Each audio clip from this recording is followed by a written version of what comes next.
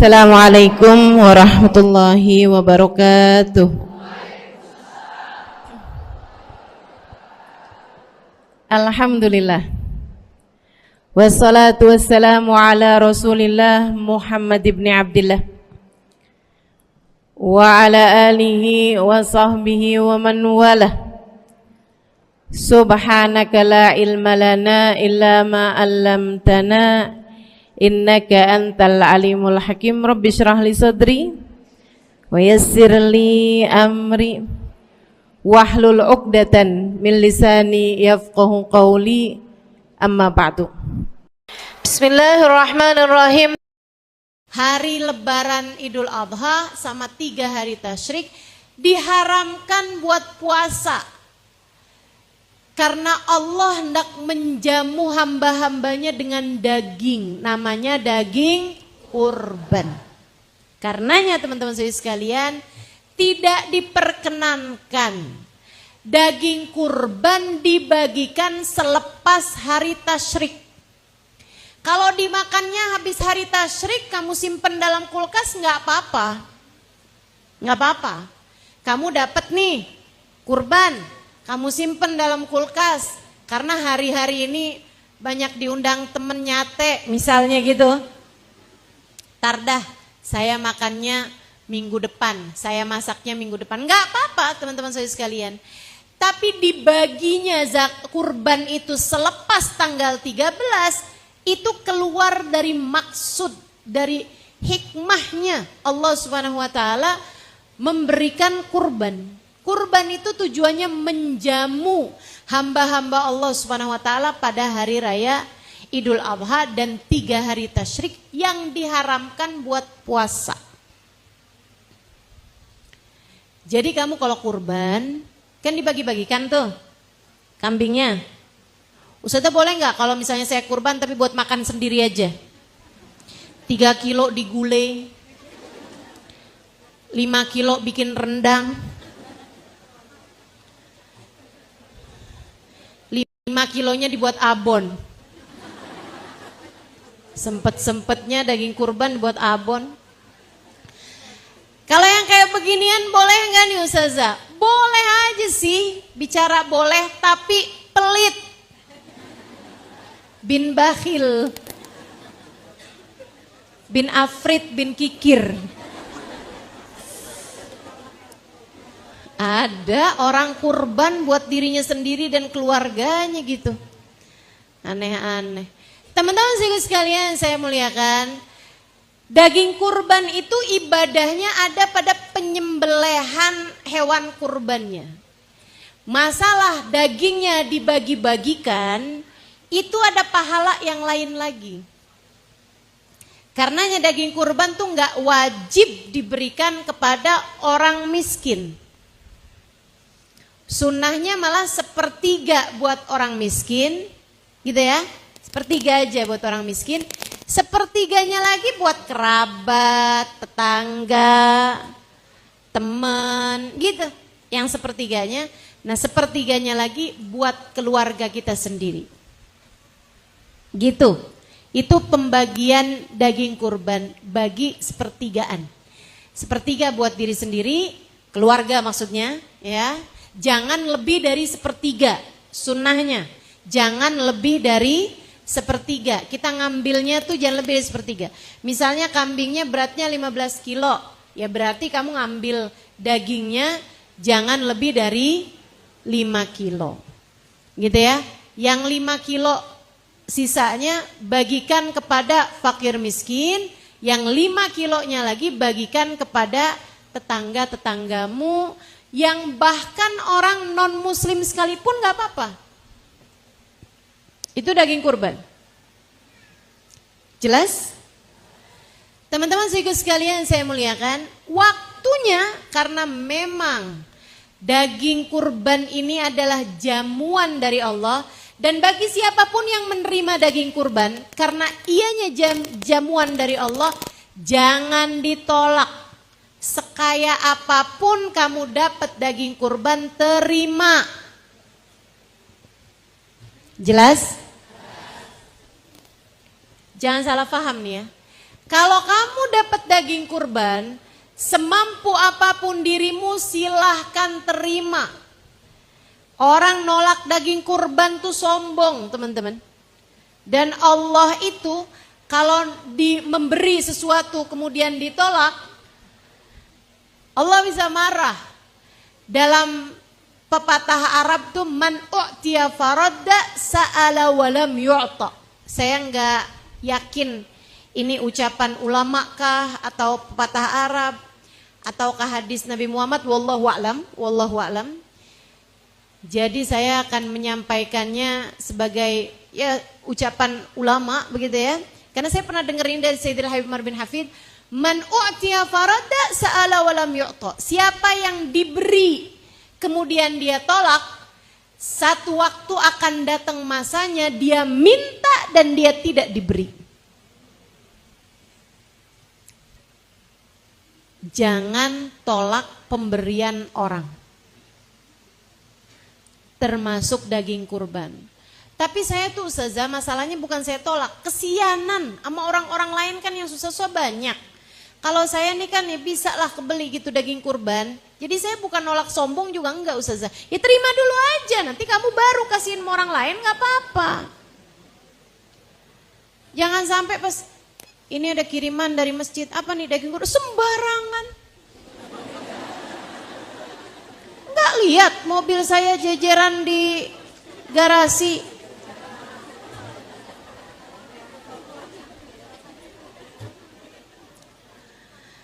Saudaraku sekalian yang saya muliakan, nah itu nggak boleh nolak pemberian dari Allah Subhanahu Wa Taala. Tuh kurban tuh jamuan dari Allah. Kalau dikasih, terima. Apakah harus dimakan? Belum tentu. Belum tentu. Maksudnya nggak wajib dimakan. Kamu boleh kasihin orang lain boleh. Nih ya, saya ini kan belajarnya detil, makanya saya tahu hukum juga secara detil. Teman-teman. Daging kurban itu kalau diterima sama orang mampu, hukumnya itu sebagai ibahah. Tapi kalau diterima sama orang nggak mampu, sekali lagi nih ya, kalau diterima sama orang mampu hukumnya ibahah. Kalau diterima sama orang yang nggak mampu hukumnya tamlik. Apa bedanya Ustazah? Dengerin saya. Ibahah itu tidak boleh dijual. Kamu boleh makan atau kamu boleh kasihkan kepada orang lain yang gak mampu. Tapi tidak boleh kamu jual. Ada orang terima kurban dijual? Kalau dia orang kaya gak boleh. Ya, jelas ya. Kalau dia orang mampu gak boleh. Nerima kurban dijual lagi tuh gak boleh. Hati-hati nih ibu-ibu yang suka kayak lumayanan gitu. Dapat daging kurban dari masjid sana dia ngitung harga daging sekarang berapa ya? 130.000, lumayan nih. 5 kilo. 5 dikali 130.000. 5 kali 130. 650.000. Kebeli nih baju 1, kerudung 2. Saudaraku sekalian saya muliakan, nggak boleh. Kalau kamu orang yang mampu nggak boleh. Kecuali kalau kamu orang nggak mampu. Kalau kamu orang nggak mampu, Ustazah ukuran mampu nggak mampu ukurannya dari mana? Ya dari dirimu sendiri. Kamu lihat kamu mampu nggak gitu. Kamu butuh nggak, perlu nggak gitu. Saudaraku sekalian, kalau kamu ngerasa misalnya gitu ya, dapat daging kurban 5 kilo. Biasanya berapa sih dibaginya? 5 kilo? 2 kilo? Sekilo? Beda-beda. Sekiloan? Oke. Ya udah. Lama nih urusannya nih. Terserah kampung-kampungnya masing-masing ya kan. Ada yang mungkin 2 kiloan gitu. Misalnya nih ada orang nih dapat daging kambing 2 kilo. Dapat daging sapi sekilo ada 3 kilo dari 3 masjid nih yang beda-beda. Misalnya dapat lagi ada daging sapi lagi dari rumah sebelah misalnya tetangga, ya kan? Semuanya jadinya ada berapa tuh? 7 kilo, kagak punya beras. Dia orang sangat gak mampu misalnya gitu kan. Buat bayar sekolah anak gak ada. Gimana nih punyanya cuman daging kurban. Bolehkah kami jual? Boleh. Boleh. Kamu gak mampu silahkan. Buat bayar listrik ustazah, jual deh. Jual. Jelas hukumnya? Nah. Karena dia adalah jamuan dari Allah untuk hari-hari yang diharamkan berpuasa 4 hari. Hari lebaran tanggal 10, tanggal 11, 12, 13 hari tasyrik. Tidak diperbolehkan kurban sebelum orang pulang dari masjid. Ya, dari sholat Idul Adha. Gak boleh tuh, belum masuk waktunya kurban. Atau sesudah tenggelam matahari hari ketiga tasyrik. Bahkan sebaiknya kurbanmu itu sudah harus terpotong asar paling terakhir hari ketiga tasyrik. Kenapa gitu? Karena kamu wajib membagi-baginya sebelum maghrib. Sebelum maghrib tuh harus selesai dibagi gitu. Dimakannya ya mungkin malamnya atau apa besoknya terserah. Tapi pokoknya hari-hari tasyrik tuh semua kurban tuh udah harus terkeluarkan. Sebab tujuan kurban sekali lagi memastikan bahwa orang di hari-hari Idul Adha itu pada bisa makan dengan daging yang dibagikan saat kurban. Saya harus tekankan hal ini teman-teman. Dilarang bagi kurban sesudah lepas hari tasyrik. Ya. Kenapa begitu? Karena saya pernah baca iklan gede banget di Jakarta. Di Jakarta. Bahkan beberapa baliho gitu. Saya bacanya ya ampun, nih orang memang perlu banget belajar fikih. Biar ngerti syariat, enggak ngide-ngide. Enggak beropini sendiri-sendiri orang. Saya baca iklannya bunyinya kayak begini nih. Kurbanmu dibagi sepanjang tahun. Gambarnya kaleng-kaleng daging. Daging dikalengkan. Namanya kornet. Pernah lihat iklannya? Beberapa tahun yang lalu. Dagingmu atau kurbanmu dibagi sepanjang tahun. Sekarang ada juga. Innalillahi. Siapa yang masang tuh ya? Kasih tahu tuh. Itu jatuhnya bukan kurban.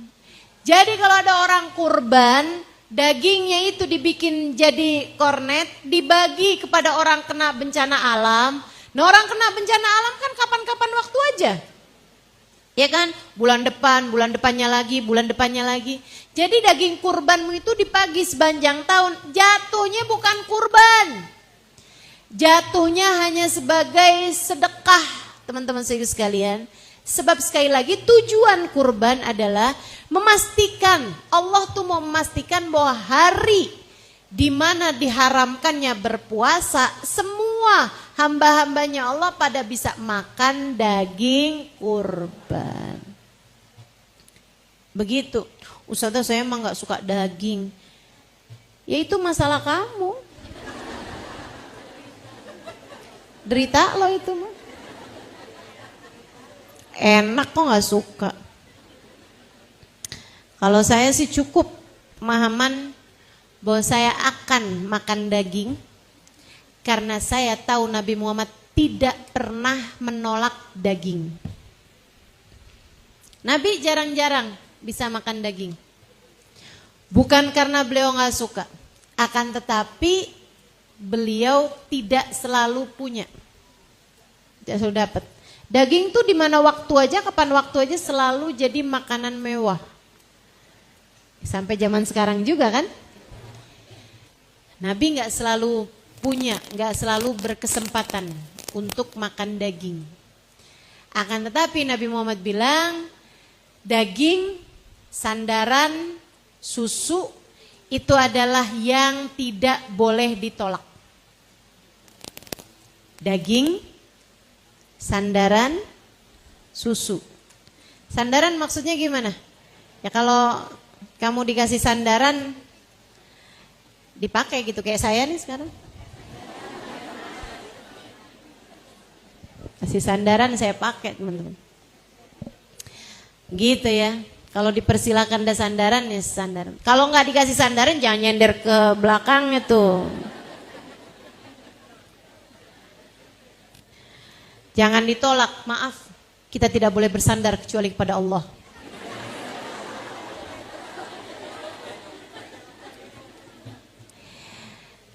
Jadi daging salah satu dari yang nggak boleh ditolak.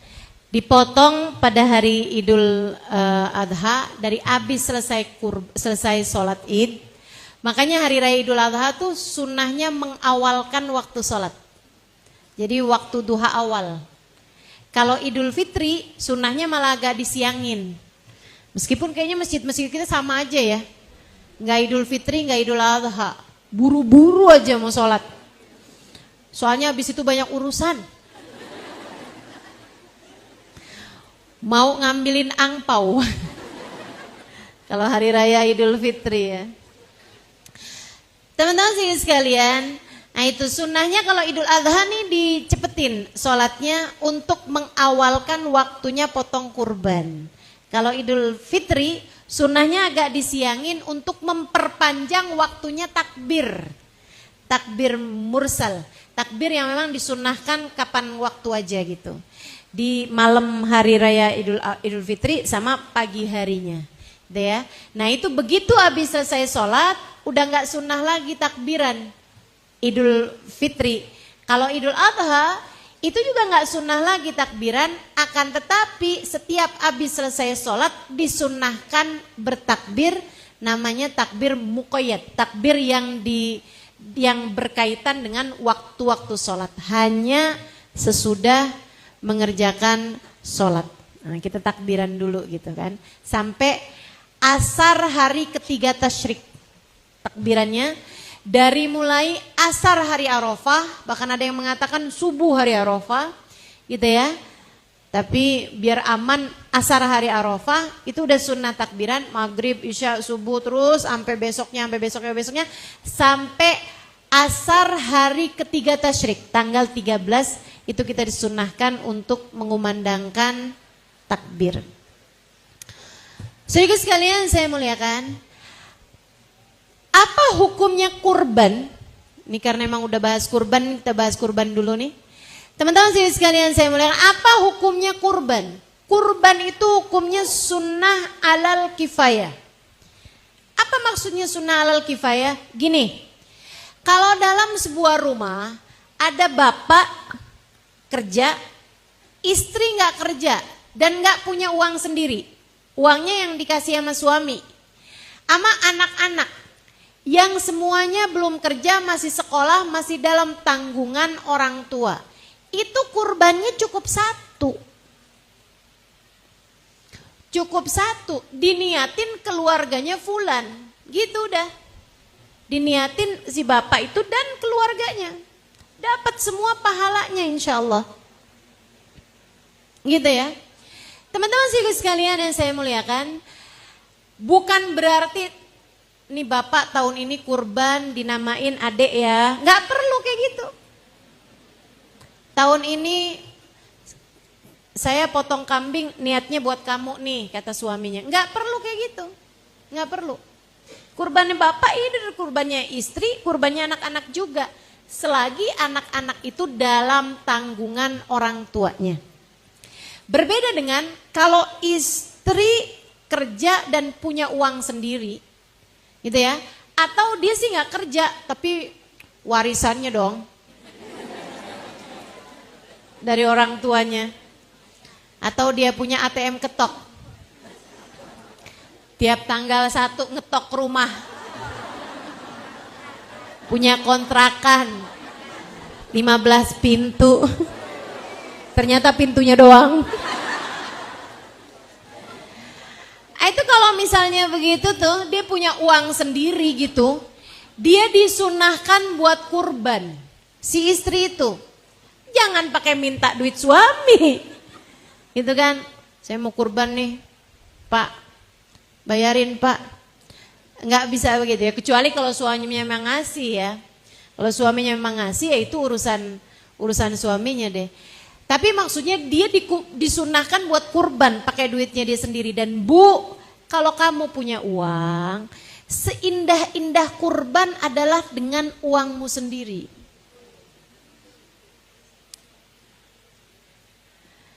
Nggak usah minta sama suami, nggak usah bilang sama suami, Bang, sapi boleh buat 7 loh Bang. Kamu sekalian saya ya Bang ya, nama doang, nama masukin nama.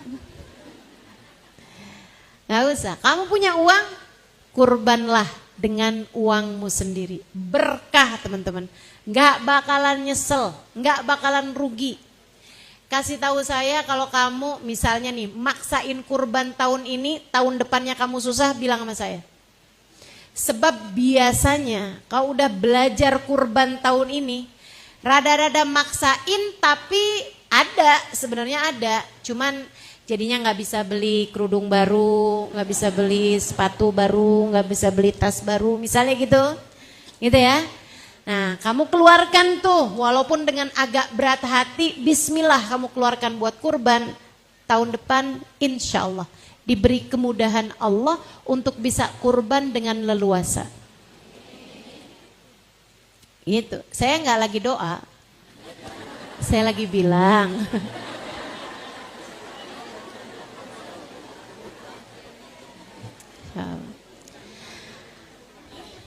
Kalau anak juga gitu, anak kamu kalau udah mulai nih bisa kerja, menghasilkan sendiri dan penghasilannya lebih untuk dia bayar atau untuk dia beli kurban gitu ya. Nah tuh, minta dia juga untuk, nak, bismillah nak, rezeki kamu nih kan semuanya dari Allah loh nak. Allah minta kamu buat beli kurban, buat potong kurban. Bismillah, kalau kamu udah mampu bismillah nak, insya Allah nak. Mudah-mudahan Allah pasti bakalan ganti dengan yang lebih baik. Dan bayaran dari Allah tuh enak Bu. Allah tuh kalau ngebayar enak.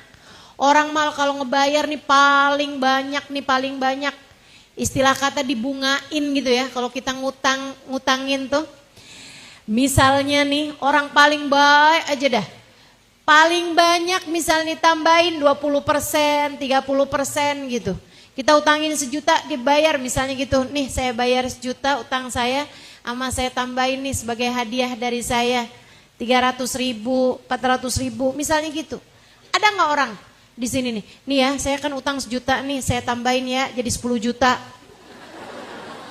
Pernah ada begitu? Allah tuh begitu dan itu minimal. Allah begitu dan itu minimal. Innal hasanah bi asyri amthaliha. Sesungguhnya kebaikan itu minimal dibayar Allah dengan 10 kali lipatnya, minimal. Gimana kalau maksimal? Makanya jangan berat buat mengeluarkan harta di jalan Allah, karena bayaran dari Allah, balasan dari Allah di luar nalar manusia.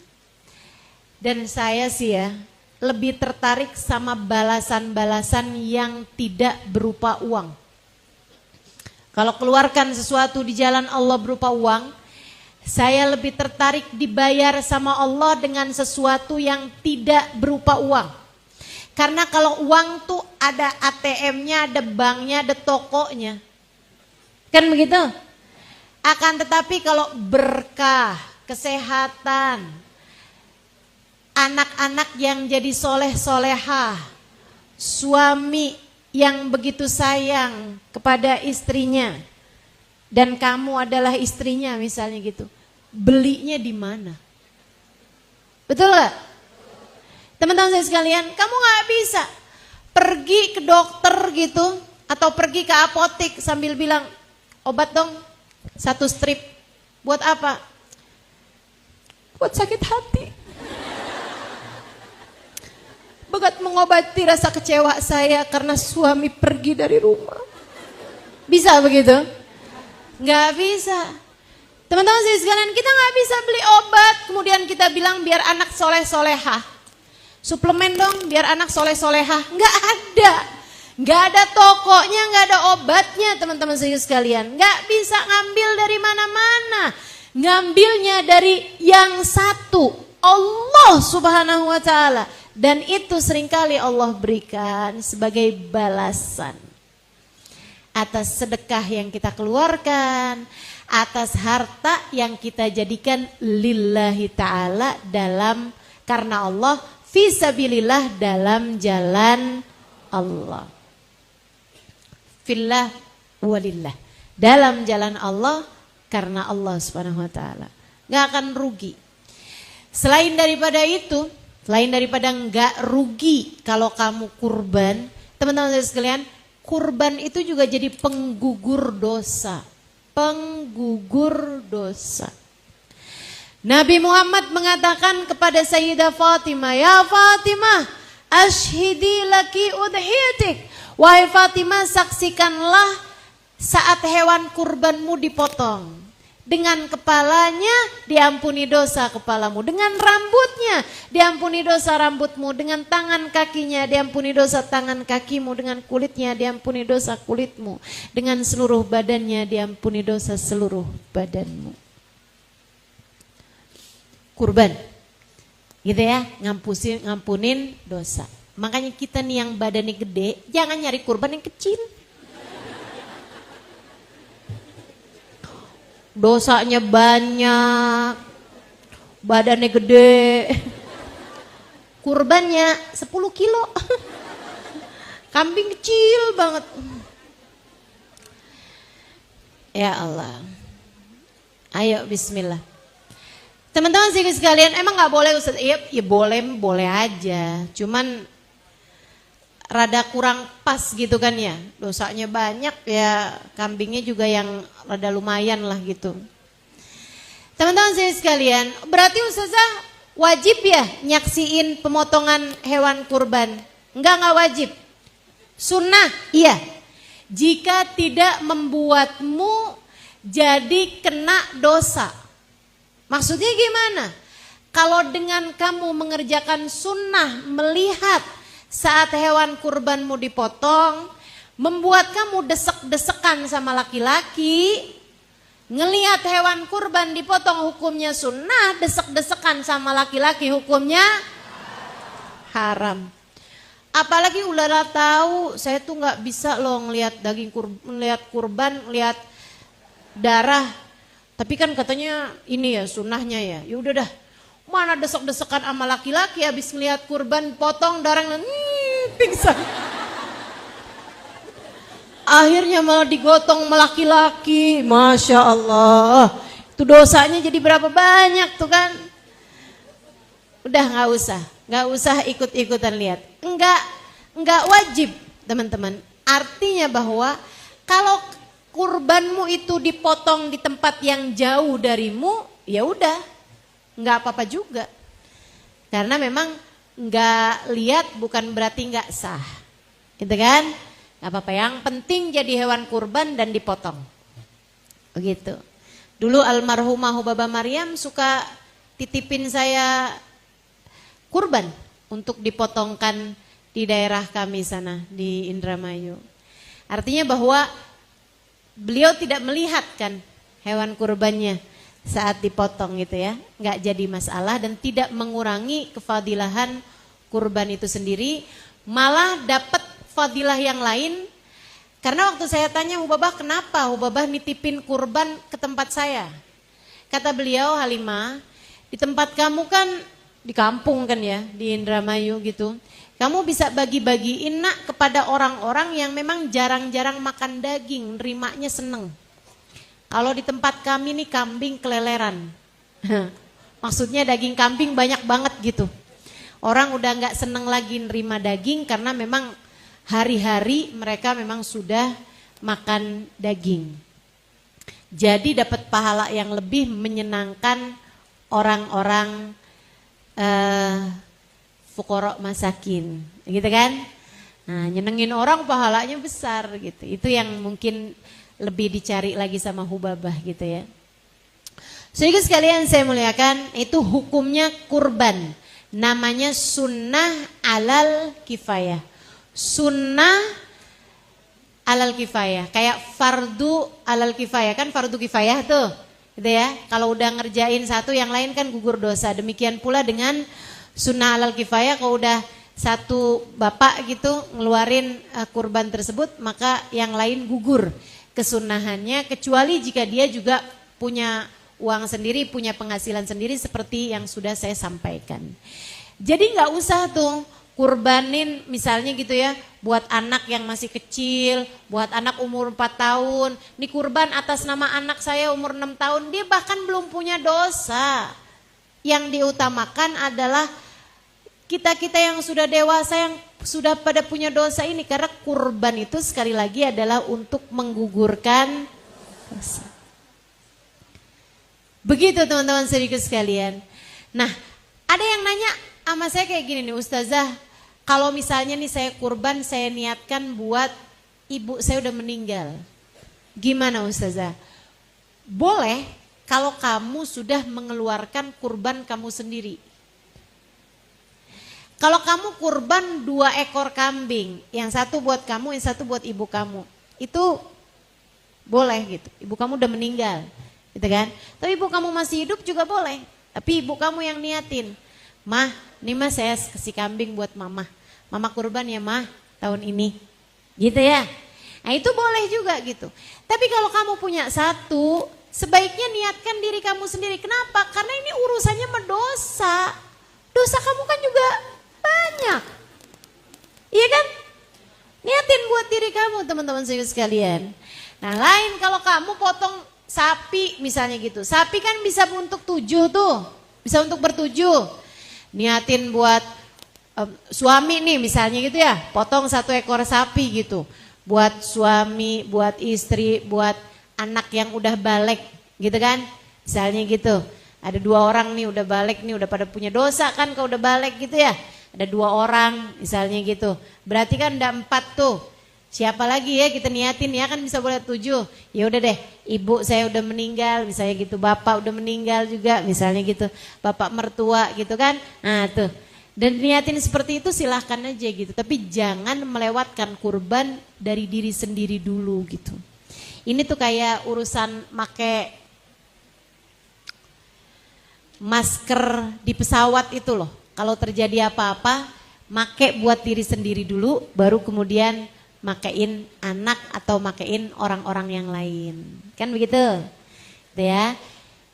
Jelas ya? Insya Allah. Teman-teman sedikit sekalian yang saya muliakan, kemudian daging kurban itu sunnahnya dibagi mentah. Sunnahnya dibagi mentah. Berbeda dengan daging akekah. Kalau akekah sunnahnya dibagi matang. Akekah sunnahnya dibagi matang, masak yang agak manis. Kalau itu mengakekahkan anak kecil, ya, emang orang gede bisa diakekahkan Ustazah. Nah teman-teman, kalau akekah itu masuknya dari hari lahir. Jadi begitu lahir tuh sunnah diakekahkan. Kalau belum lahir belum sunnah. Saya sekalian akekah deh ini, Idul Adha nih. Anaknya mana? Masih 8 bulan. 8 bulan lahir? Enggak, 8 bulan dalam kandungan. Enggak kena tuh, enggak boleh. Jadi udah lahir dulu baru sunnah diakekahkan. Begitu lahir aja udah sunnah diakekahkan. Tapi bagusnya hari ke-7 kelahiran. Hari ke-7 kelahiran. Apa tuh hari ke-7 kelahiran? Jadi kalau hari lahirnya hari Senin, akekahnya hari Minggu. Bukan seminggu habis lahir, bukan. Tapi hari ke-7 kelahiran. Hari ke-7 kelahiran tuh kalau lahir Senin. Senin hari pertama dihitung tuh. Hari Seninnya kan hari lahir pertamanya Senin. Selasa, Rebo, Kemis, Jumat, Sabtu, Minggu. Jadi hari Minggunya tuh sunnah akekah barengan sama dikasih nama, barengan sama dicukur rambut. Kesunahan buat bayi di hari ke-7 kelahiran. Teman-teman sekalian yang saya muliakan, akekah tersebut itu ya. Yaitu dengan dipotongin kambing. Kalau kurban itu kan pilihannya nomor 1 unta. Walaupun di Indonesia jangan kurban unta. Itu kayaknya dapat nyuri dari kebun binatang. Jadi nggak boleh, nggak usah korban unta, ya. Kemudian sapi atau kerbau, kemudian yang ketiganya kambing. Nggak ada yang keempatnya, nggak ada urutan keempat, nggak ada ya. Ustazah ayam gimana Ustazah? Ayam jago dah Ustazah gedean, nggak bisa gitu, nggak boleh. Ustazah gimana kalau keluarga kita tuh nggak ada yang suka ayam Ustazah? Nggak ada yang suka kambing. Jadi kita ganti tuh dengan 20 ekor ayam. Seharga 1 ekor kambing. Nggak kena teman-teman, nggak kena. Nggak boleh. Pokoknya paling akhir adalah kambing. Begitu ya, adalah kambing. Walaupun memang ada pendapat dari Sayyidina Ibnu Abbas. Nah, ini boleh dirujuk di kitab I'anatul Thalibin ala Syarhi Fathil Mu'in di bab tentang udhiyah. Pendapat Sayyidina Ibnu Abbas dari hadisnya Nabi Muhammad kepada Sayyidina Bilal. Jadi Nabi tuh pernah habis selesai hari raya gitu ya, kayak mungkin sorenya atau malamnya gitu. Nabi lagi kumpul sama sahabat, Nabi Muhammad nanya gitu. Abu Bakar kurban apa? Unta Rasul. Kamu Umar misalnya gitu ya. Kambing Rasul. Kamu Tolha misalnya gitu. Ada beberapa sahabat ditanya sama Nabi tentang dia kurbannya apa. Sampai Nabi kepada Bilal. Kamu Bilal potong ayam Rasul. Nabi itu senyum gitu. Maksudnya Sayyidina Ibnu Abbas kalau nggak ada ayam, Nabi kayaknya bakalan negur Bilal gitu. Kagak-kagak aja kamu Bilal, misal gitu ya. Akan tetapi teman-teman, para ulama yang lain bersepakat bahwasanya jumhurul ulama tuh mayoritas ulama bersepakat bahwasanya kurban itu ya cuman sampai kambing aja, nggak turun ke ayam. Oh tapi hadis itu kayak gimana tuh? Ya itu makanya Nabi senyum karena ya nggak ada sebenarnya ayam. Itu mah cuman khusus Bilal aja tuh. Makanya Nabi senyum gitu, kayak Nabi bilang, nanti kagak-kagak aja Bilal gitu. Dan itu kayak semacam kekhususan buat Sayyidina Bilal. Saya sampaikan ini bukan untuk membuatmu hore kurban ayam tahun ini ikutan Sayyidina Bilal bin Rabah. Enggak gitu teman-teman, enggak gitu.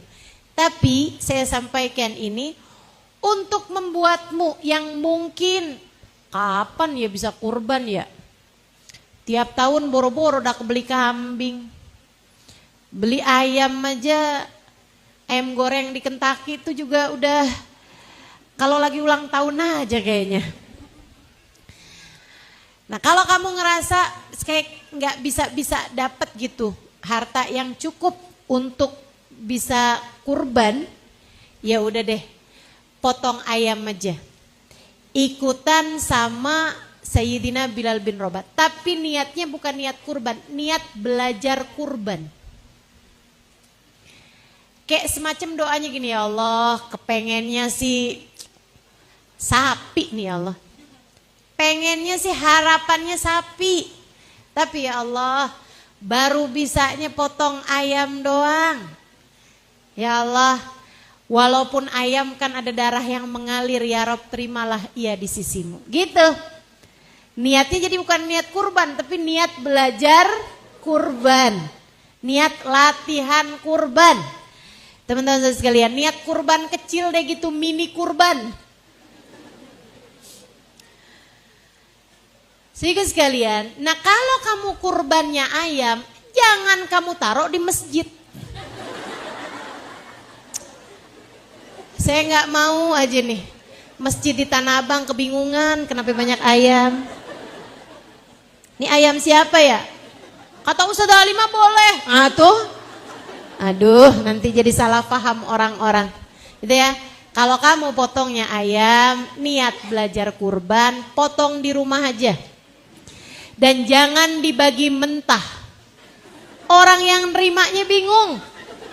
Daging apa ya ini ya?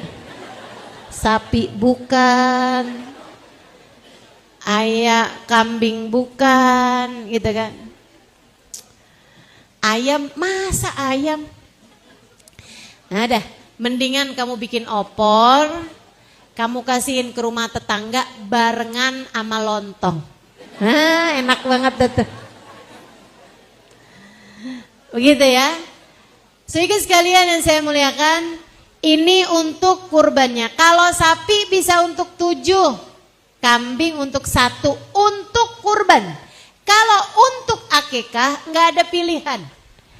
1 ekor kambing untuk anak perempuan, 2 ekor kambing untuk anak laki-laki, dan nggak boleh dicicil. Saya sih punya anaknya laki-laki ya, tapi baru bisa kebeli 1 kambing doang. Ya udah deh 1 kambing dulu deh ya. Entaran lagi kalau mampu gitu kan, beli kambing lagi gitu jadi 2. Nggak usah begitu teman-teman. Nggak usah. Sama halnya dengan gimana ya, nggak bisa nih akekahin 1 kambing nih. Udah saya beli aja dah kambing 3 kilo dulu gitu. Nanti lagi kalau kapan-kapan gitu ya. Sekarang 3 kilo badannya gitu. Ntar kapan-kapan 3 kilo kepalanya. Kapan-kapan nggak bisa. Harus potong 1 ekor kambing. Jadi buat laki-laki 2 ekor kambing. Ustazah kenapa kok dibedakan? Itu syariat Allah memang seperti itu teman-teman. Dan nggak usah pakai tanya ini itu. Kalau menurut saya sih hikmahnya adalah bahwa perempuan itu emang dari dulu nggak nyusahin. Anak perempuan murah. Akekah aja cuma 1 ekor kambing, gitu kan ya. Nah itu dah kayak gitu aja dah hikmahnya gitu. Saudaraku sekalian saya muliakan, anak perempuan 1 ekor kambing, anak laki-laki 2 ekor kambing. Dipotong paling bagusnya hari ke-7 kelahiran, udah boleh dari sejak tanggal 1 dan waktunya panjang selama hidupnya anak tersebut. Bahkan kalau anak yang meninggal dunia orang tuanya belum pernah akekah, ya udah nggak apa-apa juga deh akekahin. Gitu ya. Nah, sampai ada anak belum diakekah sampai orang tuanya meninggal, dirimu nih misalnya, belum diakekah karena orang tua sepertinya juga emang nggak terlalu mengerti juga urusan akekah mungkin, atau kamu rasa kayak orang tua saya nggak pernah mampu deh untuk beliin saya kambing dulunya misalnya gitu. Nah sekarang ketika kamu mampu silahkan akekahkan dirimu sendiri. Karena sallallahu alaihi wasallam aqa'an nafsih. Dulu Nabi Muhammad itu bayar akekah atau menyembelih akekah untuk diri beliau sendiri. Jadi nggak apa-apa, jangan sedih. Orang tuamu belum mengakekahkan, kamu akekahkan diri sendiri aja kalau memang kamu mampu. Dan ini teman-teman saudara sekalian, Nabi Muhammad dulu mengakekahkan diri beliau sendiri. Gitu ya. Bayar 1 ekor kambing atau sembelih 1 ekor kambing, kemudian kamu masak. Kalau akekah itu sunnahnya dibagi mateng. Sunnahnya lagi teman-teman saudara sekalian, dimasaknya agak manis, tafaulan, biar anaknya juga jadi anak yang manis. Manis akhlaknya, manis kepribadiannya, menyenangkan gitu ya. Jangan jadi anak yang asem bener nih anak. Jadi anak yang pahit gitu kan, jangan. Sehingga sekalian saya muliakan, dan sunnahnya dipotong tidak di tengah-tengah tulang. Ini kalau akekah. Kalau akekah, tulangnya tuh jangan dipotong di tengah-tengahnya, tapi potongnya di persendian-persendiannya. Gitu. Kalau akekah, sunnah ya. Kalau misalnya dipotong biasa aja Ustazah nggak apa-apa juga. Tapi bagusnya tuh kayak gitu. Kalau akikah, makanya memang beda-beda tuh. Makanya mesti bilang, biasanya sama tukang potong tuh, saya potong kambing akikah. Nah itu biasanya kalau tukang potong yang memang ngerti agama gitu ya, itu biasanya dia akan paham gitu. Cara motongnya agak berbeda dibandingkan daging kurban sama daging akikah. Teman-teman sekalian, dimasak dalam keadaan agak manis, mungkin semur gitu ya, dibagikan kepada orang-orang atau kamu undang orang untuk makan akikah di rumah. Apa fadilahnya akikah? Nabi Muhammad menyampaikan, inna haqqul maulud, haknya anak yang dilahirkan dari orang tuanya. Jadi kayak kewajiban orang tua kepada anak, hak anak dari orang tua. Ada 3 kata Nabi Muhammad. Yang pertama an yusammi bismin hasan, diberi nama dengan nama yang baik. Yang kedua an yu'ak, untuk diakekahkan. Dan yang ketiganya an yurabbih tarbiyatin hasanah, dididik dengan didikan yang baik. Itu hak anak dari orang tua mendapatkan 3 hal ini. Nama yang bagus, diakekahkan, dan dididik dengan didikan yang baik. Jadi sebagai orang tua, kamu akikahkan anak-anakmu, bagian dari kamu menjalankan syariat agama Allah SWT. Selain dari kedua hal tersebut ya, kasih nama dengan nama yang bagus. Bu, ngasih nama anak jangan sembarangan aja. Buka di Quran. Ada di Quran Hawiyah. Anak kasih nama Hawiyah. Wa ma adraka ma hiya narun. Tahukah kamu apa itu Hawiyah? Ia adalah api yang sangat panas membakar. Ya Allah, tega nian. Jangan ya kalau si nama anak dengan nama yang bagus-bagus. Kayak apa Ustazah nama yang bagus? Nama yang bagus tuh unsurnya tafaulan atau tabarrukan. Tafaulan itu nama yang artinya bagus. Gitu ya, nama yang punya arti yang bagus. Kayak Abdullah itu kan artinya bagus. Faiza artinya perempuan yang berhasil, perempuan yang beruntung, perempuan yang sukses, gitu kan ya. Jangan kasih nama Fashila. Fashila tuh gagal, kurang beruntung gitu, jangan. Kasih nama dengan nama-nama yang bagus. Anak dikasih nama Murroh. Apa tuh Murroh? Pahit. Ya Allah. Kasih nama yang bagus, unsurnya tafaulan. Atau tabarrukan. Apa tabarrukan? Ngasih nama anak dengan nama orang-orang dulu yang soleh-soleha, biar anak bisa jadi kayak mereka, dapat berkahnya nama dari orang tersebut gitu. Nah kalau bicara tabarrukan ya kita tahulah, ngasih nama anak kalau laki-laki paling bagus adalah Muhammad, biar dapat berkah dari Nabi. Kalau perempuan kasih nama dengan nama Fatimah, Khadijah, Aisyah. Kalau laki-laki kasih nama Abu Bakar, Umar, Uthman, Ali, ya, Hasan, Hussein, gitu kan? Nah, itu nama-nama yang bagus. Dididik dengan didikan yang bagus-bagus. Dalam hadis yang lain Nabi Muhammad menceritakan tentang akikah. Kata Nabi Muhammad, kullu maulidin murtahin hatta yuaddi haqiqatuh. Semua anak tuh tergadai sampai dibayarkan akikahnya. Artinya tergadai kayak gimana? Sama kayak barang Bu masih tergadai. Ibu-ibu sekalian, kamu punya motor tapi digadai, bisa dipakai apa enggak? Kamu punya gelang tapi digadai, bisa dipakai apa enggak tuh gelang? Enggak bisa. Kebaikan atau kemanfaatan dari barang tersebut terhalang kalau kamu belum lunasi. Nah, anak kata Nabi Muhammad tergadai sampai dibayarkan akikahnya. Dalam artian semua kebaikan yang dilakukan anak tuh orang tua dapat serta pahalanya loh. Kecuali kalau anak tersebut belum diakikah. masih tergadai gitu. Masih belum lancar aliran kebaikan-kebaikannya anak pada orang tua kalau belum diakekahkan. Nah, jadi kalau kamu udah mampu untuk bayar, bayarlah akekahnya. Ustazah, boleh enggak satu kambing diniatin akekah juga, kurban juga? Ini pertanyaan rumit. Bolehkah satu kambing Ustazah diniatkan akekah juga, diniatkan kurban juga? Karena saya nih belum pernah akekah Ustazah, sekarang ini datang kesunahan kurban hari raya Idul Adha. Boleh nggak saya beli kambing, saya niatin akekah juga, saya niatin kurban juga? Boleh apa nggak boleh? Sok-sokan jawab.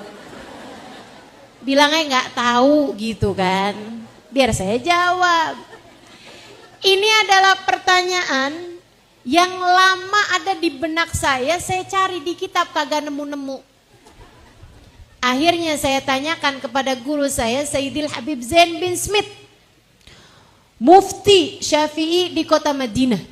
Itu beliau itu teman-teman pinternya urusan fikih sampai setara mufti.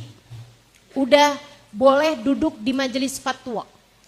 Beliau teman-teman menulis kitab fikih berjudul At-Taqrirat As-Sadidah, dan kitab tersebut dibahas di pondok-pondok pesantren di Indonesia sini. Kita doakan semoga beliau panjang umur.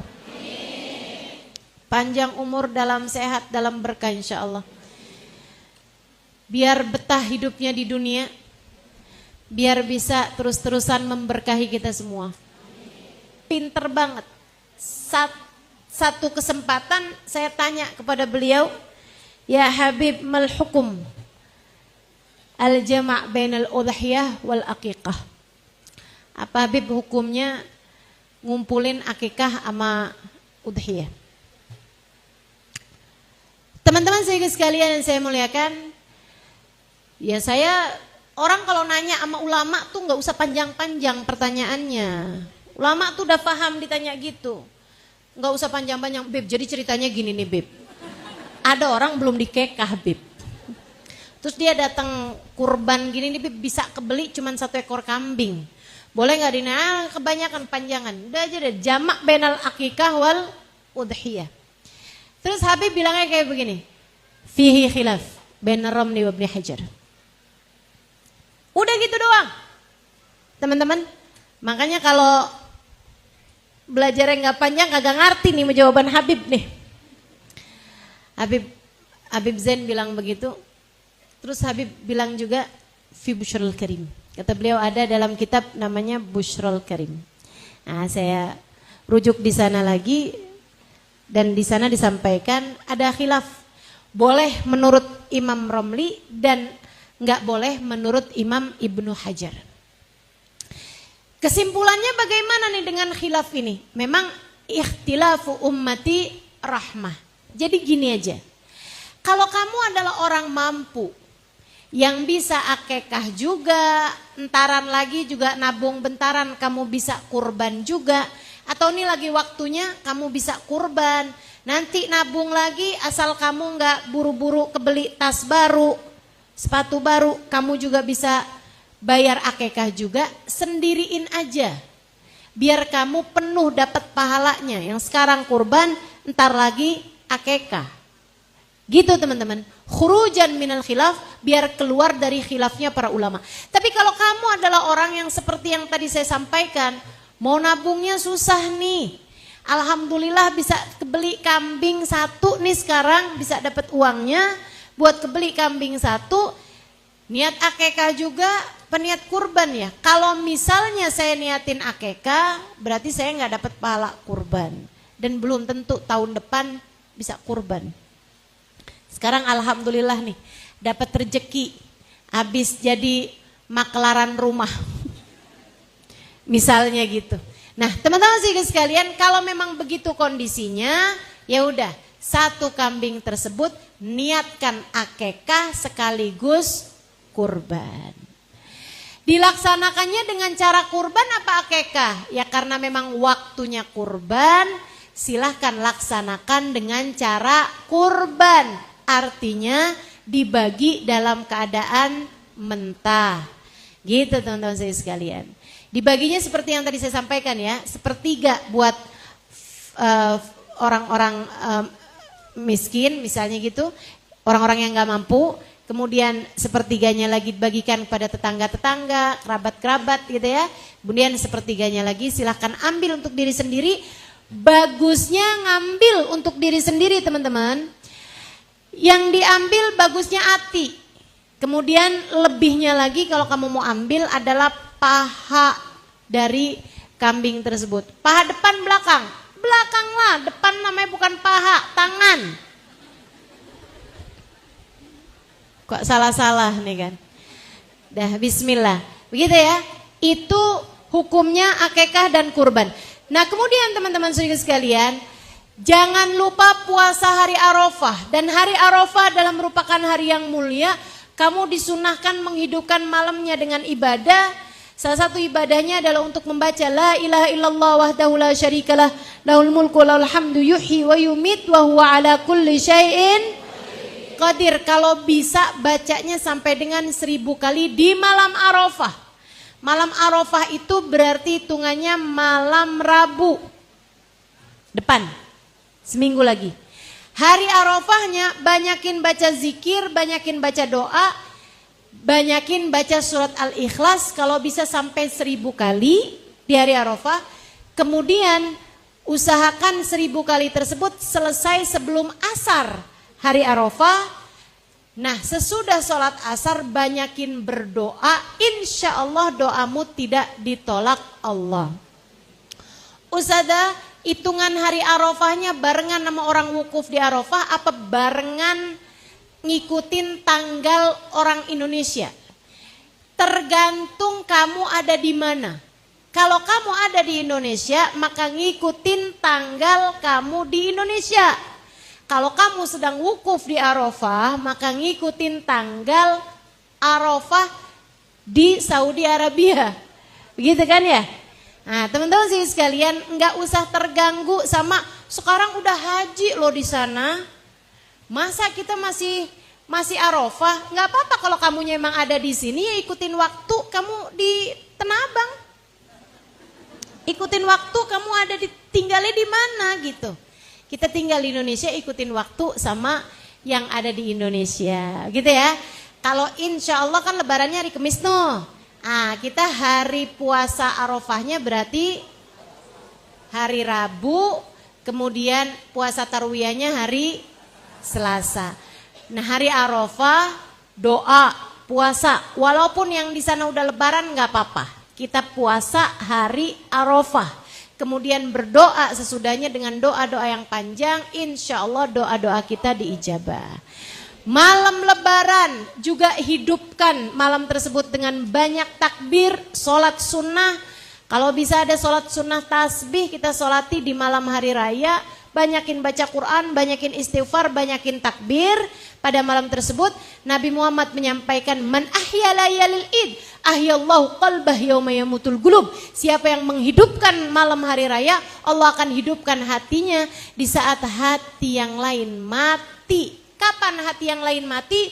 Guru kami Sayyidil Habib Umar bin Hafid menyampaikan hati pada mati biasanya pada saat sakaratul maut.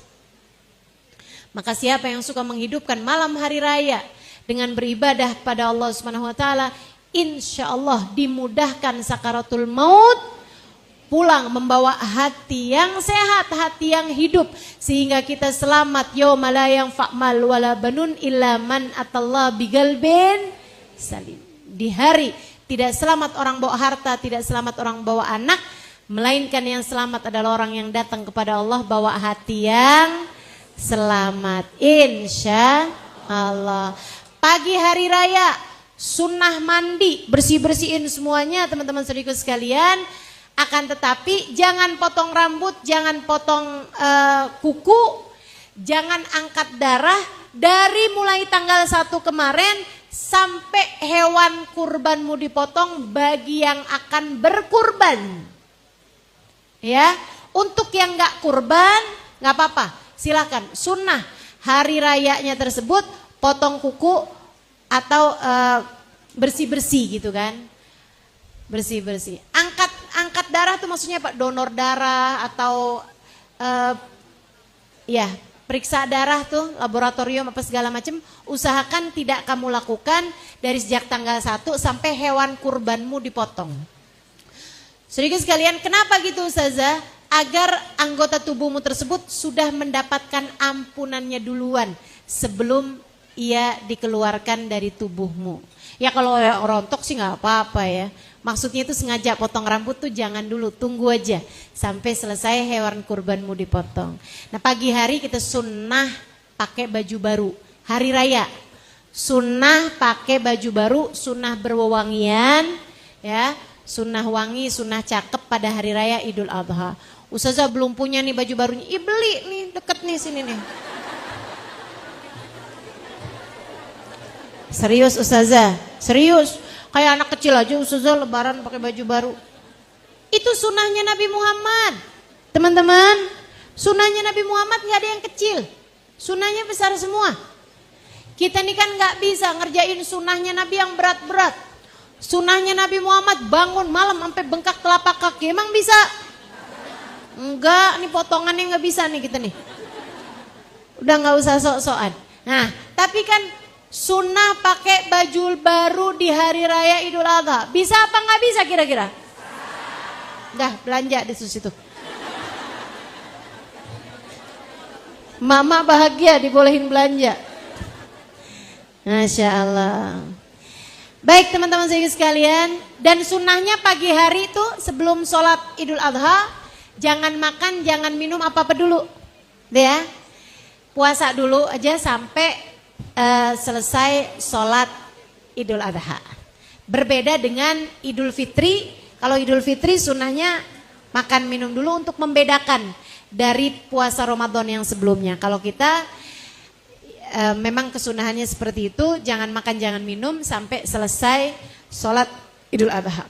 Itu semua yang akan segera kita jelang. Perbanyak doa di hari Arafah. Jangan lupa doakan dirimu masing-masing. Jangan lupa juga doakan saya. Jangan lupa doakan umat Islam. Mudah-mudahan selalu disayang-sayang sama Allah. Doakan saya mudah-mudahan selalu disayang-sayang Nabi Muhammad. Kita semuanya saling doa mendoakan. Sehingga mudah-mudahan Allah SWT kabulkan segenap hajat-hajat dan doa-doa kita. Insya Allah. Assalamualaikum warahmatullahi wabarakatuh.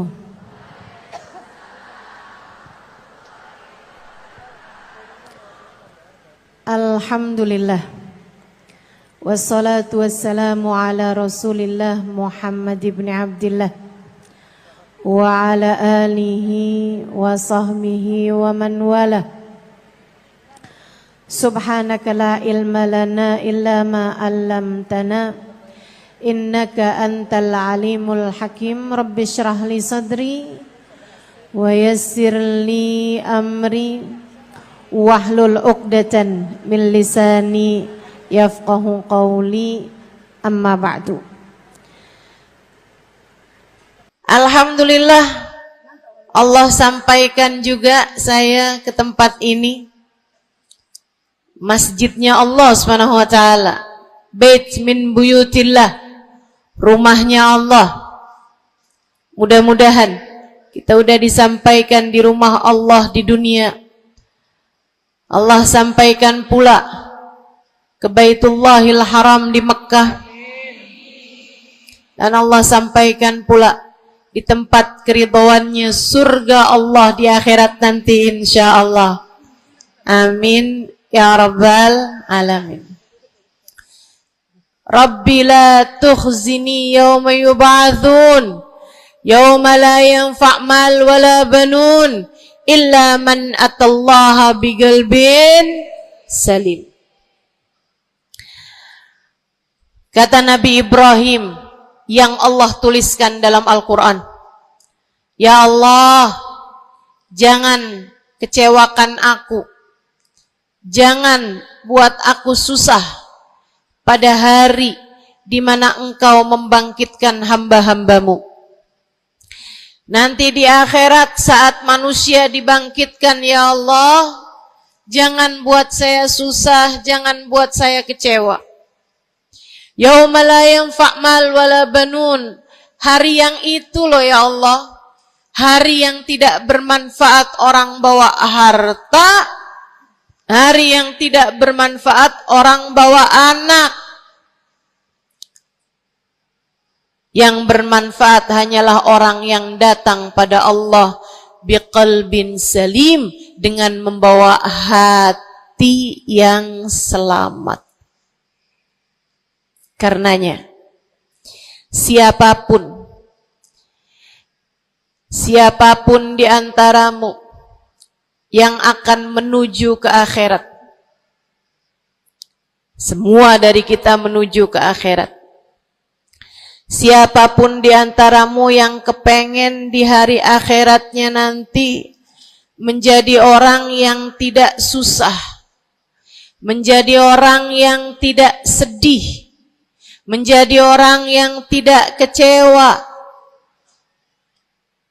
menjadi orang yang tidak ketakutan, menjadi orang yang berhasil.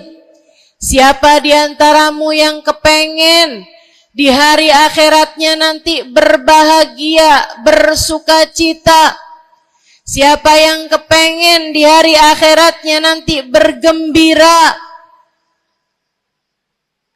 Pastikan saat-saat ini, saat hidupmu di dunia ini, pastikan kamu sedang menuju kepada keselamatan hati.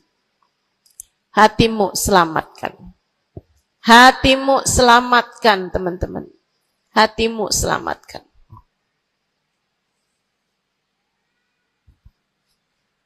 Semoga Allah karuniakan kepada kita selamatnya hati, insya Allah. Amin.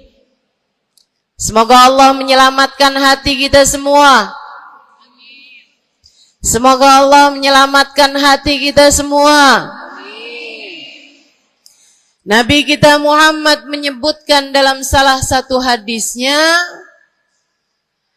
ala inna fil jasadi mudghah, idza salahat salahal jasad kulluh, wa idza fasadat fasadal jasad kulluh. Ala wahiyal qalbu. Kata Nabi, ketahuilah sungguhnya dalam diri manusia terdapat segumpal darah. Apabila ia bagus, ia selamat, ia bersih, selamatlah seluruh anggota tubuhnya. Apabila ia rusak, ia hancur, ia gelap, ia mati, maka hancur pulalah seluruh anggota tubuhnya. Ala wahiyal qalbu, ketahuilah segumpal darah tersebut bernama hati.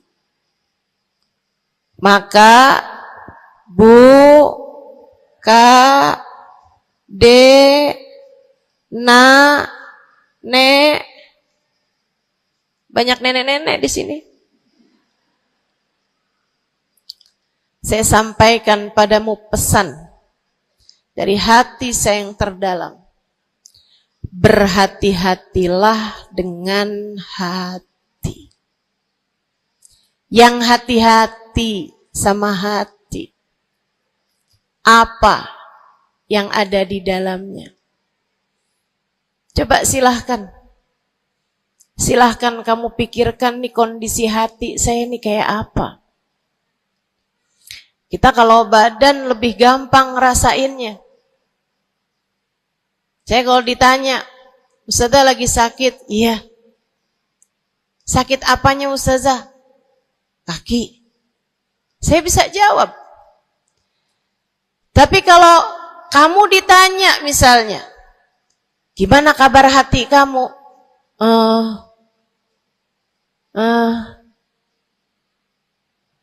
Gimana kabar hatimu?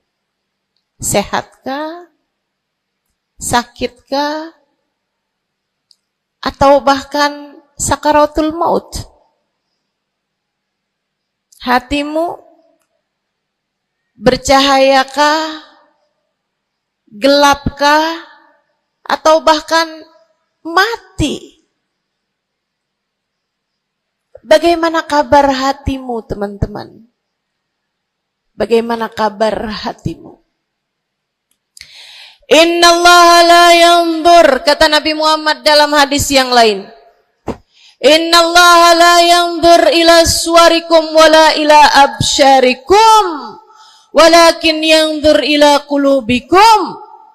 Sungguhnya Allah tidak melihat kepada badan kalian, Allah tidak melihat kepada warna kulit kalian. Allah nggak peduli hidung kamu mancung ataukah pesek. Allah nggak peduli kulit wajahmu mulus ataukah berjerawat. Allah nggak peduli kamu tinggi ataukah pendek. Allah nggak peduli warna kulitmu semacam apa. Yang Allah Subhanahu wa taala lihat, yang Allah Subhanahu wa taala perhatikan adalah hatimu. Adakah ia mulus? Adakah ia penuh dengan penyakit-penyakit? Yang Allah pandang darimu adalah hatimu. Nih, sekarang saat kamu duduk sama rata di tempat ini, teman-teman, meskipun ada yang lebih tinggi, ada yang lebih rendah, tapi kita duduk nih sama-sama di tempat ini nih. Nilaimu di mata Allah bukan seberapa dekat jarak antaramu dengan saya. Nilaimu di mata Allah bahkan bukan bergantung dari jam berapa kamu datang. Ketika kamu sama rata duduk di tempat ini, yang Allah pandang darimu adalah hatimu. Sedang berada di manakah saat ini? Yang duduk di tempat ini sembari mikirin ntar pulang enaknya makan apa ya?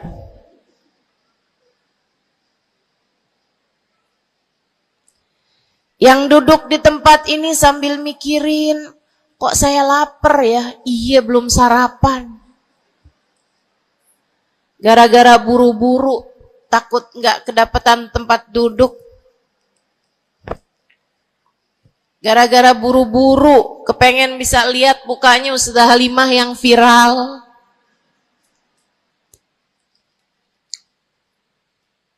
Hatimu.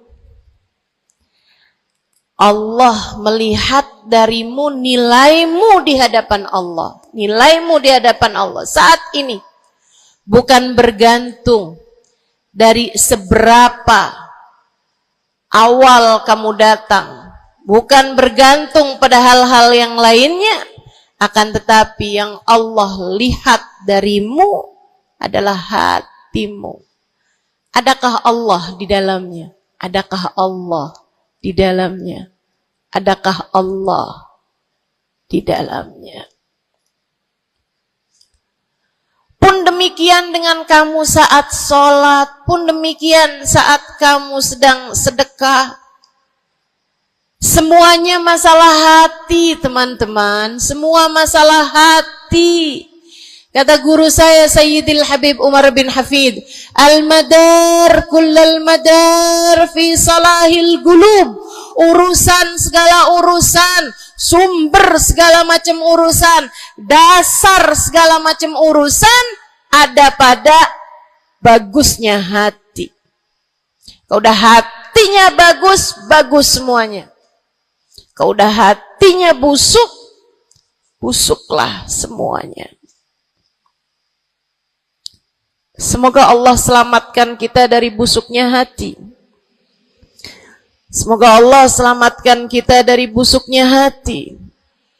Amin ya rabbal alamin.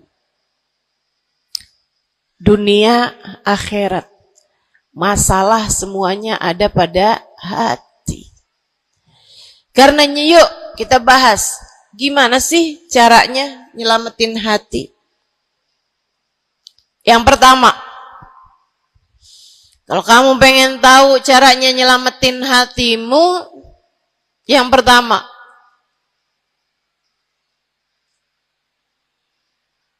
bersihkan sampah-sampahnya. Nih, kamu mau rumah itu biar bagus, biar terjaga, biar selamat. Kamu lihat dalamnya, oh banyak sampah, banyak noda, banyak kotoran. Dari mulai kotorannya cicak, ayam, sampai mungkin anjing, karena lama nggak ditempatin. Karena lama nggak ditempatin. Ada banyak di antara kita yang kondisi hatinya semacam itu. Sampah begitu banyak dalam hatinya. Ada banyak di antara kita umat Islam yang kondisi hatinya semacam itu. Begitu banyak sampah di dalam hatinya tersebut. Semoga Allah selamatkan semuanya. Amin.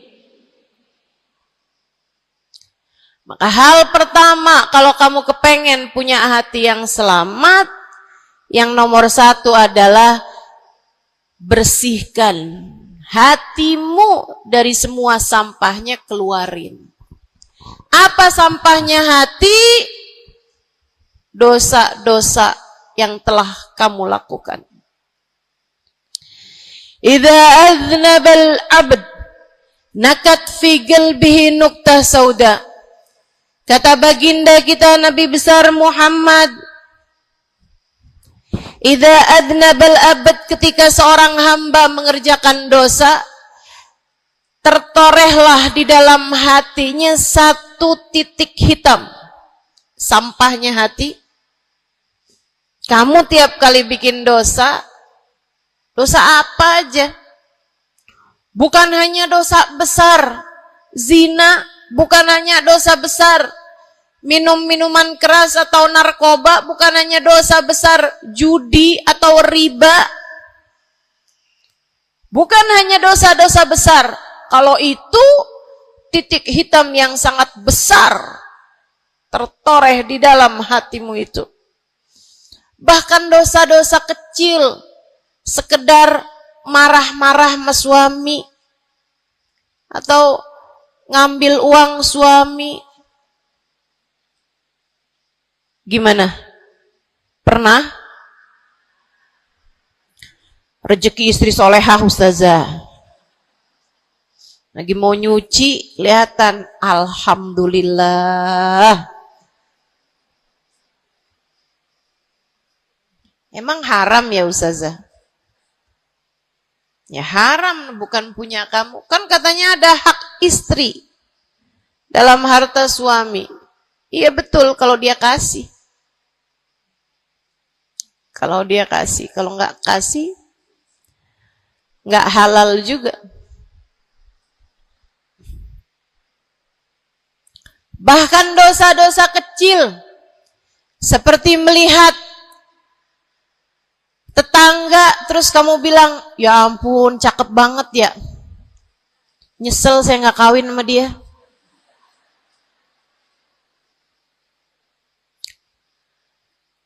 Dosa.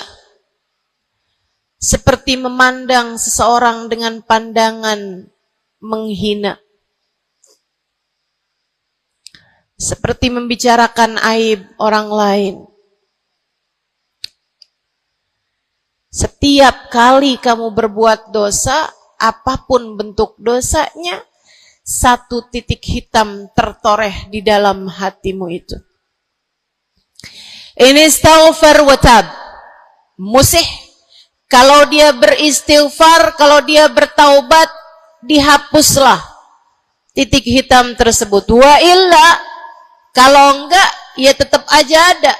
Kamu bikin dosa lagi, bikin dosa lagi, bikin dosa lagi, bikin dosa lagi. nggak pernah istighfar, nggak pernah memperbaiki diri, aurat tidak kamu tutup dengan baik, sehingga akhirnya setiap kali kamu keluar dilihat oleh laki-laki yang bukan mahrammu, satu titik hitam, satu titik hitam, satu titik hitam, sampai terkadang hati seseorang dipenuhi dengan titik-titik hitam. Hatinya menjadi legam, hatinya menjadi penuh dengan titik-titik hitam, semakin bertambah lagi, semakin bertambah lagi, jadilah karat. Jadilah karat. Kalau udah jadi karat, na'udzubillah, ini yang Allah sebutkan di dalam Al-Quran. Kata Allah, kalla, a'udzubillahi minasyaitonirrajim, kalla, bal rana ala qulubihim bima kanu yaksibun, kalla, innahum an rabbihim yawma idin lamahjubun. Kalla, kata Allah, balran, ada ran, ada karat di dalam hati mereka, tersebab dosa yang menumpuk tanpa pernah dimohonkan ampunan. Kalla innahum an rabbihim yawma idzin lamahjubun. Orang kalau hidup bawa karat hasilnya apa? Orang kalau hidup bawa karatnya hati hasilnya apa ya Allah? Kalla innahum an rabbihim yawma idzin lamahjubun. Orang yang hatinya punya karat, pada hari tersebut ia akan terhalang dari Allah Tuhannya. Guru saya Sayyidil Habib Umar bin Hafid menyampaikan tafsir mengenai ayat ini. Kata Habib Umar bin Hafid, tidak mati dengan membawa iman. Orang yang hatinya penuh dengan karat, apabila datang ajal menjemput, iman terkeluar, tercerabut dari dalam hatinya, hingga ia pun mati, keluar dari atas muka bumi ini dengan tanpa membawa iman Islam. Dia keluar dari atas muka bumi ini bukan sebagai hamba Allah, bukan sebagai umat Nabi besar Muhammad sallallahu alaihi wa ala alihi wasallam. Dia meninggal dunia dalam keadaan su'ul khatimah. Na'udzubillah min dzalik. Jangan biarkan karat memenuhi hatimu. Jangan biarkan hatimu, dosa-dosa yang telah kamu lakukan menjadi berkarat dalam hatimu itu. Saya kesian sama kamu. Gak apa-apa. Hidup terus-terusan ngontrak, gak apa-apa. Hidup gak pernah punya kendaraan sendiri, gak apa-apa. Gak pernah punya HP yang canggih, gak apa-apa. Saya hidup di atas muka bumi ini, gak pernah ada yang datang melamar saya. Jadinya sampai di usia di atas 30-an tahun, saya masih menjomblo, Ustazah. Gak apa-apa. Ustazah, saya udah menikah 10 tahun, belum ada anak juga, Ustazah. Enggak apa-apa. Ustazah, suami saya kawin lagi, Ustazah. Enggak apa-apa.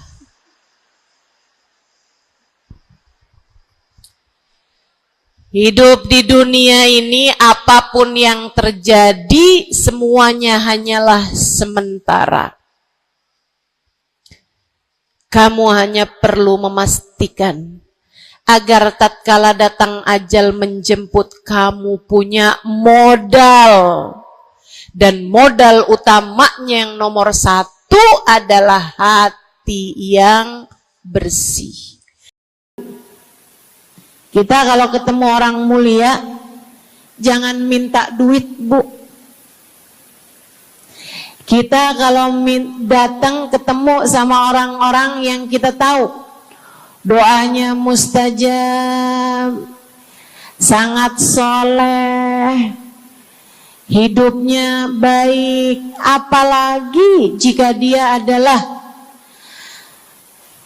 kekasih Allah Subhanahu wa taala.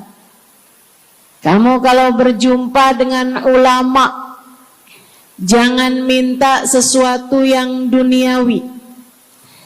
Tirulah para sahabat ketika berjumpa dengan Nabi Muhammad. Biasanya mereka meminta satu dari dua hal. Yang pertama, mereka minta doa. Ida'ili ya Rasulullah, doakan aku wahai Rasul. Ibu juga gitu. Kalau ketemu sama ulama, ketemu orang soleh, ketemu kiai, ketemu habib yang kita tahu doanya mustajab, bertemu Hubabah, mintalah doa. Tapi jangan hanya sekedar urusan doa duniawi, Bu. Doa duniawi itu yang gimana, Ustazah?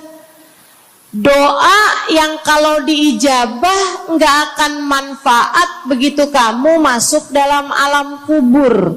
Itu namanya doa duniawi. Ustazah, doakan saya biar saya cepat kebeli rumah.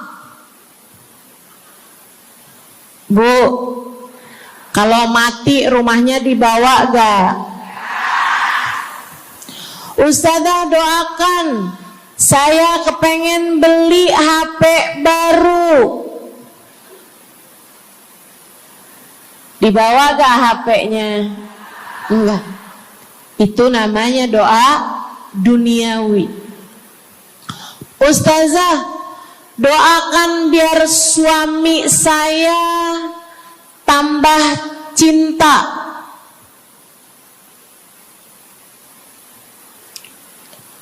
Kalau mati suaminya dibawa gak, Bu? Walaupun kamu mau, dia gak bakalan mau, Bu. Sesuatu yang sifatnya duniawi. Ustazah, doakan biar anak saya soleh. Duniawi apa bukan? Bukan. Sebab kesolehan anak akan jadi tambahan bekal bagimu ketika kamu masuk dalam alam kubur. Jadi nggak boleh nih Ustazah doa urusan duniawi atau minta didoakan urusan-urusan duniawi. Boleh, tapi jangan cuma itu. Nanti takutnya kamu nyesel. Kalau selama di dunia kamu doanya hanya untuk urusan dunia, takutnya begitu masuk dalam kuburan sudah tidak ada lagi doa yang akan Allah ijabah untukmu ketika kamu ada dalam alam kubur nanti. Sayang-sayang. Jadi kalau doa, prioritaskan urusan akhirat. Insya saya berasa banget jadi orang yang sering dimintain doa sekaligus juga sering minta doa. Saya kalau ketemu orang saleh, ketemu habaib, ketemu hubabah, saya akan minta doa, nggak pernah minta duit saya. Ida'ili ya hubabah, ida'ili ya habib. Saudaraku sekalian, sebagai orang yang sering juga dimintain doa, Ustazah doakan saya.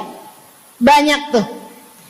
Saya merasakan perbedaannya saat saya ada di Tarim sama ketika saya sudah pulang dan kembali ke negeri ini.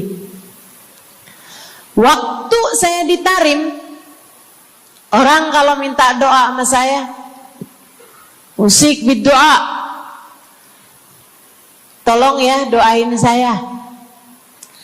Saya suka tanya, doa apa? Selalu aja, hampir semuanya mengatakan hal yang sama. Id'ili bihusnil khatimah. Doakan saya biar husnul khatimah. Begitu nyampe ke Indonesia, kalau ada orang bilang, Ustazah doain saya, biasanya lanjut tuh, doanya minta apa langsung dibilang, gak pakai tanya. Ustazah doain saya biar utang cepat lunas. Ustazah doain saya biar cepat dapat jodoh. Ustazah doain saya biar jadi orang kaya. Ustazah doain saya biar suami nggak mendua. Ya Allah, ternyata kebanyakan orang kita kalau minta doa seringnya urusan duniawi. Bukan berarti nggak boleh, boleh aja sih. Cuman takutnya begitu kamu mati nyesel kalau semua doamu selama ini adalah sesuatu yang tidak ikut kamu bawa ketika kamu mati. Kalau kita lihat para sahabat ketika mereka berjumpa dengan Nabi Muhammad, selalu saja banyak di antara mereka yang minta doa. Nabi pernah tanya, doanya apa? Macem-macem jawaban para sahabat. Ada yang begini, Harithah menjawab, Id'ili an yarzuqani Allah asyhada fi sabilih. Rasul, doakan saya biar saya dikaruniai mati syahid di jalan Allah. Ada lagi yang lain doanya, ya Rasulullah, id'ili an yarzuqani Allah murafaqatan bika ya Rasulullah. Doakan biar saya nanti di masa sesudah kematian saya, di masa akhirat nanti bisa mendampingimu wahai Rasulullah, bisa berjumpa denganmu wahai Rasul, bisa ada dalam rombonganmu wahai Rasulullah. Doa-doa yang sangat ukhrawi, doa-doa yang sangat akhirat, karena mereka sudah faham tujuan hidup sesungguhnya adalah mencari ridha Allah Subhanahu wa ta'ala. Tujuan hidup sesungguhnya adalah bergerak menuju surga Allah Subhanahu wa ta'ala. Tujuan hidup sesungguhnya adalah berpulang kepada Allah dalam keadaan Allah ridha kepada kita.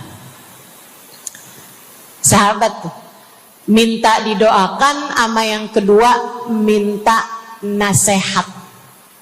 Kita juga nyontoh, kalau ketemu orang soleh, kalau ketemu ulama, Kalau ketemu habaib, ketemu kiai, ketemu bunyai, ketemu hubabah, ketemu ustadzah, ketemu ustadz, minta nasihat selain daripada minta doa. Mintalah nasihat. Hal ini dicontohkan oleh para sahabat kepada Nabi Muhammad. Datang seorang pemuda berjumpa Nabi Muhammad sallallahu alaihi wasallam. Kemudian bertanya, "Ya Rasulullah, ausini." Wahai Rasulullah, berikanlah nasihat kepadaku ini. Nabi Muhammad tersenyum, senang, bangga, karena mengerti bahwa umatnya faham apa yang harus diminta dari nabinya. Nabi berkata kepadanya, "Qul amantu billah tsumma istaqim." Kata Nabi Muhammad, ucapkanlah, aku beriman kepada Allah, kemudian istiqomahlah kamu di jalan Allah. Nasihat Nabi Muhammad buat pemuda tersebut. Nasihat Nabi Muhammad buat pemuda-pemuda umatnya sepanjang zaman. Nasihat Nabi Muhammad buat umatnya, baik yang muda maupun yang tua, baik laki-laki maupun perempuan, baik yang pintar maupun yang kurang pintar. Semua umatnya dinasehati sama Nabi Muhammad. Karenanya akan saya sampaikan hal ini kepadamu hari ini. Quli, ucapkanlah, amantu billah, aku beriman kepada Allah. Tsumma istaqimi, kemudian istiqomahlah kamu, wahai saudariku, di jalan Allah. Katakanlah, aku beriman kepada Allah, kemudian istiqomahlah. Istiqomahlah.